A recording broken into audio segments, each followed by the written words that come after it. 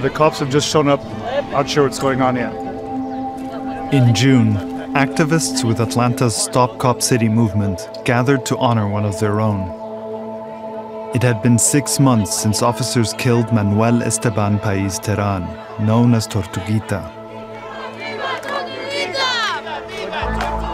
The 26-year-old environmental activist was part of a movement to stop a police training center from being built in a city forest. Protesters call it Cop City. The vigil for Tortuguita was about to start, and a couple dozen police officers just showed up, telling people they have to leave the park by tonight. The park closed at 11 and everybody got to be out at 11. In the months before Tortuguita's killing, authorities in Georgia launched a crackdown on the movement, characterizing it as a violent extremist organization. And in September, 61 people were charged in a wide-ranging racketeering case and accused of conspiring to stop the construction of the training center. The defendants are members of Defend the Atlanta Forest, an anarchist, anti-police, and anti-business extremist organization. Most of them are also facing state domestic terrorism charges, the first such cases in Georgia's history. The state repression, the crackdown on even lawful political activities is so severe. That is unprecedented. That means any person moving forward that dissents in any way, just sleeping in a hammock, now you're a terrorist and your life is over. The basis for the domestic terror charges are things like wearing camo, having a jail support number written on their arm, having mud on their clothing. It doesn't take a rocket scientist or an attorney to tell you that breaking windows and setting fires is not protest. That is terrorism. There's a lot of concern by legal rights groups, civil liberties advocates about these charges. I do believe that the proper actions are being done to protect the citizens of the city, to protect this project.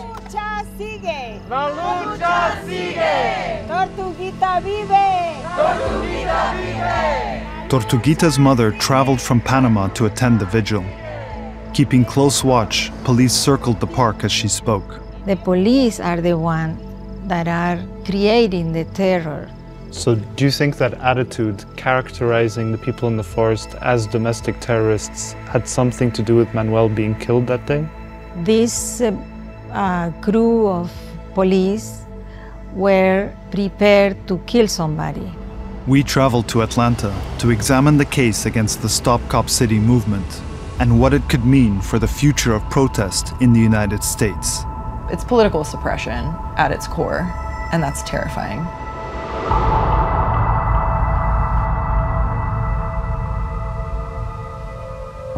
Occupants inside the green or red tent, please step out with your hands up. This is the Atlanta Police Department. On the morning of January 18th, 2023, several law enforcement agencies in Georgia conducted a raid in a forest in southeast Atlanta. Protesters had camped in the woods for months to protect a chunk of the land from being bulldozed to build a $90 million police training center. So I was sleeping in a hammock with my partner at the time. We woke up around like 8, maybe 7:45 in the morning. Sarah Wasilewski had traveled from Pittsburgh to Atlanta and joined the protest for the weekend. So we were just laying in bed talking, and then all of a sudden we heard and saw just like 15 or so police in full military, like combat gear, like with AR-15s just like coming through the woods directly at us. We were waiting to be put into a transport vehicle, and that's when I heard gunshots.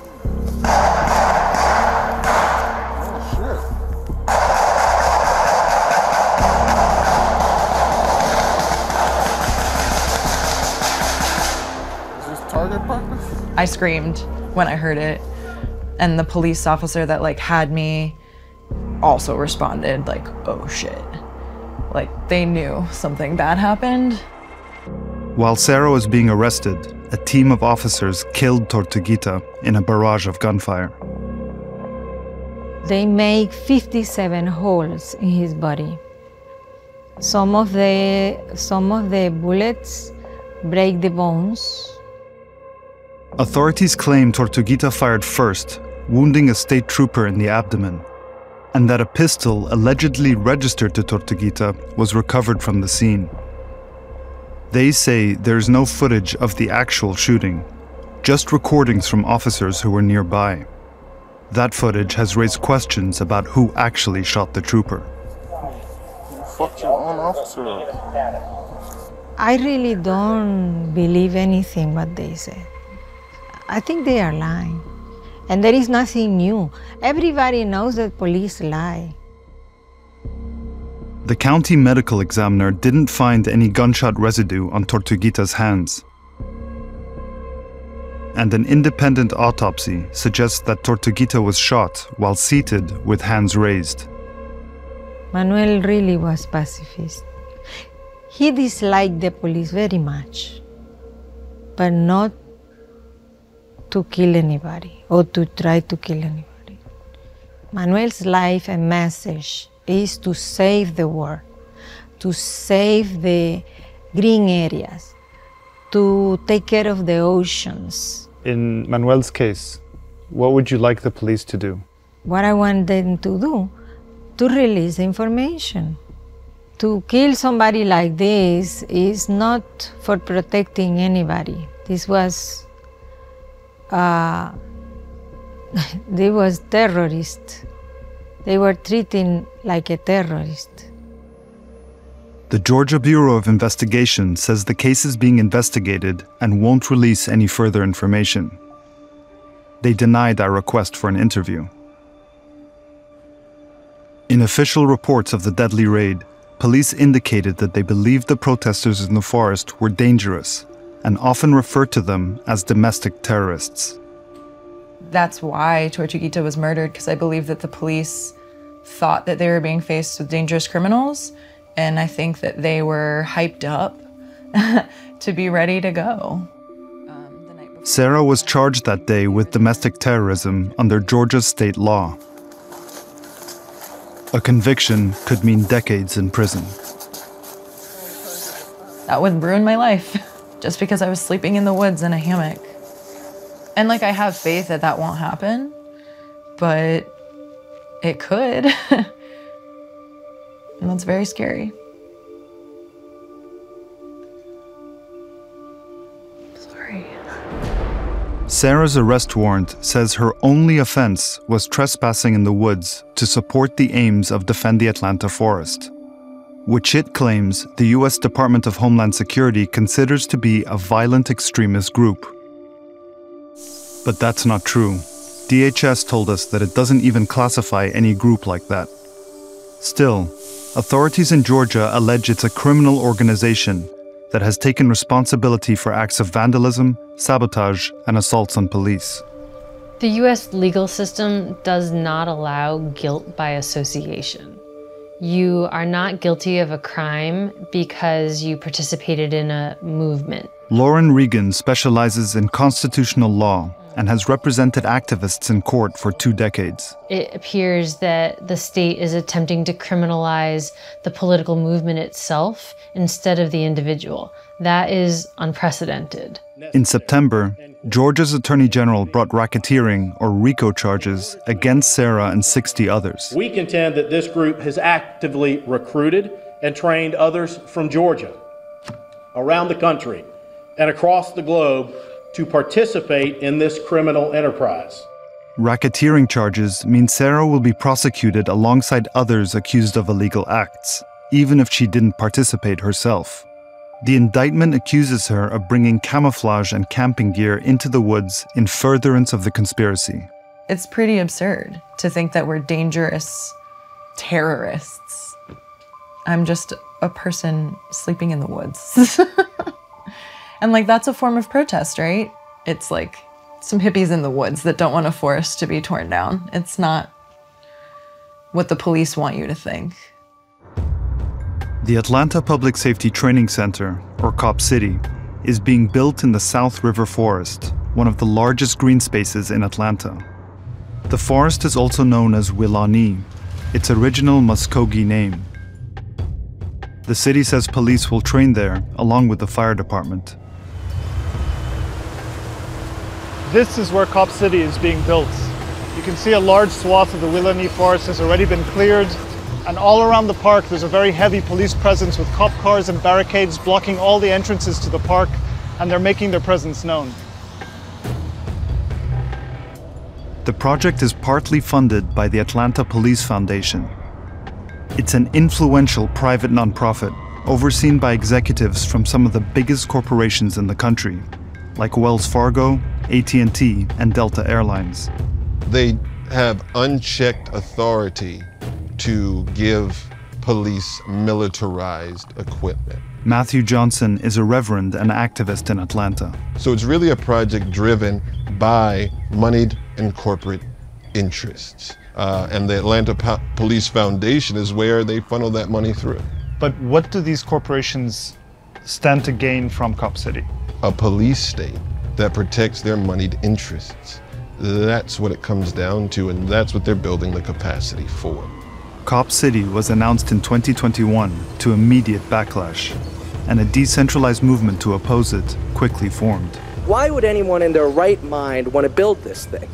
Because in 2020, tens of millions of working people took to the streets to protest against the racist police murders of George Floyd. Environmental racism is a literal thing, and it's not hard to read about. It's going to destroy our watershed. As a military veteran, I know what militarization looks like. Please make sure that you understand that this is just not a vote for us. These are our lives. Cutting down a forest in a black neighborhood in the middle of a climate catastrophe. And they're continuing to militarize the police and arrest more people. And it's the people that are talking about investing in social services that are considered the extremists. These people are living in a delusion. Emails obtained by the Atlanta Community Press Collective show that the head of the police foundation and a city official had been referring to the protesters as terrorists months before those charges were used.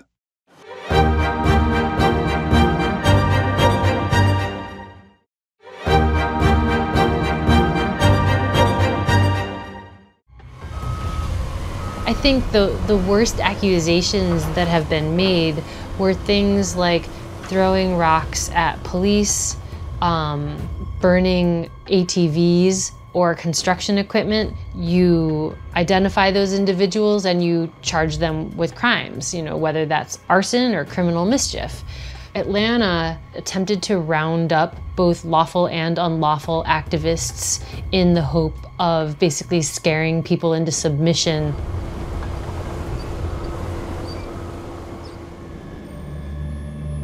In March, dozens opposing the construction of Cop City drove police from the worksite with rocks and fireworks and set fire to construction equipment. Police responded by raiding a nearby music festival, alleging the attackers hid in the crowd.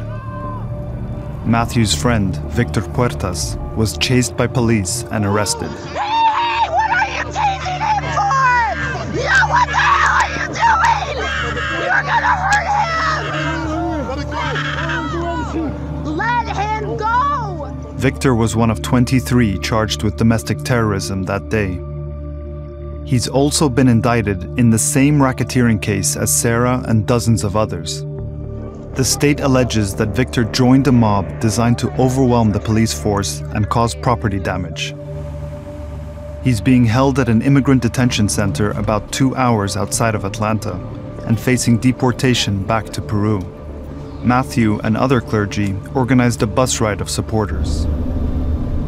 On our way to the ICE detention facility, we passed by a firehouse and we saw the mayor, Andre Dickens, the mayor of Atlanta, giving what appears to be a press conference. Matthew and some of the others insisted the bus turn around so we can go down and talk to him. Let's go!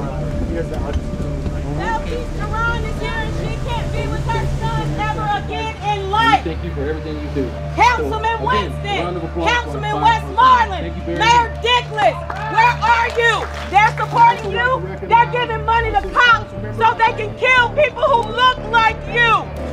When Belkis Duran's son was murdered, all you had to say was that kids die every day. The mayor ignored the interruption and finished the press conference. Get your hands off of me. Mr. Mayor. You best to move back. Why are you supporting the Move training back. facility in the face of such Move public back. opposition? Will you speak out against the murder of George Cityja or not? 57 shots. 57 shots. Somebody say something. Nobody's gonna stop this movement. So I am in and I will continue. Good. And I understand that they don't listen if you don't shout. I understand that too.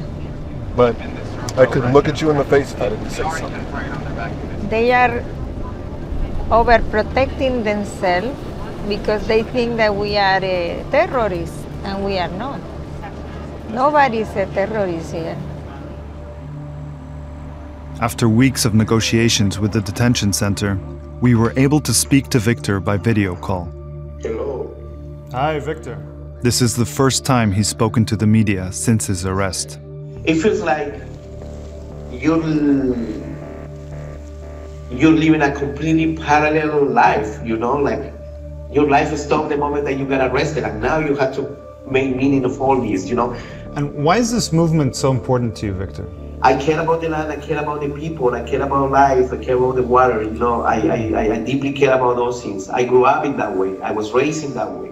So what do you think it does to a movement when the state labels it as a violent extremist organization and then charges its participants, like you, with domestic terrorism? You know, you don't believe it first, you know, and then you realize, yeah, actually they're like passing these kind of laws, you know, to targeting certain groups of people. What's happening here in Georgia, in Atlanta, you know, it will have a repercussion all over the country. In May, Georgia expanded the scope of its crackdown. A SWAT team raided the home offices of the Atlanta Solidarity Fund, a nonprofit that helps arrested activists post bail and find attorneys. They had come expecting to be raiding a terrorist cell. It was one of the most terrifying experiences of my life. Many Stop Cop City protesters, like Sarah, relied on the bail fund to cover hefty bond fees for them to get out of jail. It wasn't because we broke any laws. It wasn't because we hurt anybody. It was because we threatened a specific political agenda of very powerful city and state government officials. Marlon Couts and 2 others were charged with money laundering and charity fraud, and later indicted in the RICO case along with dozens of other Stop Cop City activists. State prosecutors alleged that the fund was misusing donations to finance the occupation of the forest. Some of the evidence cited are reimbursements for cooking supplies and yard signs. Prosecutors aren't even trying to claim that the people who they've arrested and charged have specifically done anything violent. The affidavits rather allege that they are a member of an organization, and that the organization is responsible for various crimes. This is a very powerful and dangerous approach for prosecutors to take, because it effectively criminalizes political association. We sat down for an interview with the chief of police to ask about these charges. We have individuals from across the country that have come here for an issue that they want to become involved in. And so it concerns me when police officers are targeted. We've had police precincts firebombed. We've had police cars set on fire, officers attacked with rocks and fireworks, and that's very concerning. Can you explain how actions like those, how do they rise above criminal damage to property to the level of terrorism? Certainly, and I would say, look at the statute. The state of Georgia has statutes that cover a range of criminal acts. The only way that we're able to charge anyone is if a judge agrees. We looked at some of these arrest warrants and then rely on evidence such as camping in the forest or wearing camouflage, saying that this affirms the person's cooperation with the movement. Does it concern you that people are being charged with this very hefty crime based in this kind of way? We are fortunate that we do not live in a society where the police alone determine what the charge is and the police alone prosecute. For there to be a charge, a judge has to agree and a prosecutor has to agree. Are you concerned at all that this is the first time in Georgia's history that people are being charged with domestic terrorism? We're not going to answer that. You need to direct that to the Attorney General. Okay. The Attorney General's office did not respond to our request for an interview. They don't have to get convictions in order to punish activists and in order to try to deter others. They get what they want just by the arrest and the charge. Their primary goal was to crush the social justice movement, to stop people from showing up, to stop protests, and to allow Cop City to be built. For prosecutors to indict a group with racketeering, individuals first need to be charged with an underlying crime. Most of those named in the state's RICO case were charged with domestic terrorism under Georgia state law. It was passed in 2017 and defines property destruction as an act of terrorism if it was intended to change public policy. The domestic terror law was intended to criminalize acts like those of the Pulse nightclub, the Boston Marathon, Dylan Roof, but the statutes are being written so broadly, and they really become a catch-all for the pet projects of whatever legislators are kind of pushing the legislation through. Georgia State Senator Bill Calzert sponsored the domestic terror law. There's been over 40 who have been charged since December. Are these the types of people you envisioned would be targeted under this law? Absolutely. This is not somebody marching with a sign, trying to prove a point. These are violent demonstrations and attacks on an attempt to build a center to train law enforcement so they can better protect and serve the public. No one has been killed in any of these demonstrations except for a protester who was shot by the police. If somebody blew up a bomb in the Atlanta airport and didn't kill anybody, it would shut down air travel in the United States and probably worldwide. It's the power grid, it's the transportation system, it's the healthcare system, it's the educational system, and in this case that you've brought up today, it's the law enforcement system. Was this with a type of activity? And you've given a number of examples: power grids, bombs going off. None of this has happened. Right. Do you think it's reasonable for someone to face 35 years in prison for property crime where no one is injured? Yeah, that impacts society greatly and harms a vast number of people. So we do think it was an appropriate punishment. We interviewed one of those who was charged with domestic terrorism. She says she did nothing more than camp in a hammock in the forest, yet she's now facing domestic terrorism charges, which carry a sentence of up to 35 years. Are you not worried that this law is being used to criminalize political association? If those actions that they've taken do not amount to domestic terrorism, then I believe that either the prosecutors or the judges will exonerate these individuals. Around 150 protesters gathered in June to try to re-enter the forest. But they only marched a few hundred meters before deciding the risk was too high. We decided to stop because the situation is kind of crazy, right?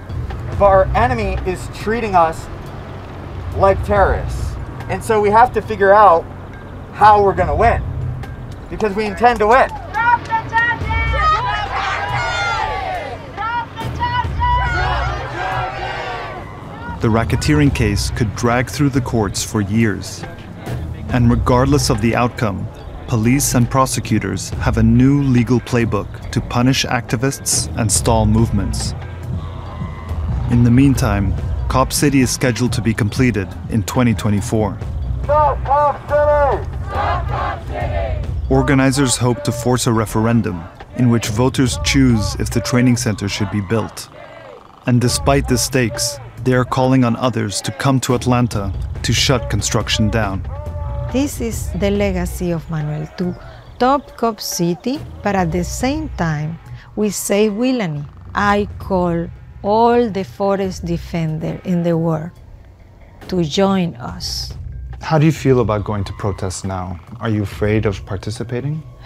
I mean, it's made me even more afraid. Just that people can be murdered or arrested and imprisoned for upwards of 3 decades for something so simple as camping or hanging out in a park. I mean, it's terrifying, but also like it's just as scary to not stand up to it and let it happen.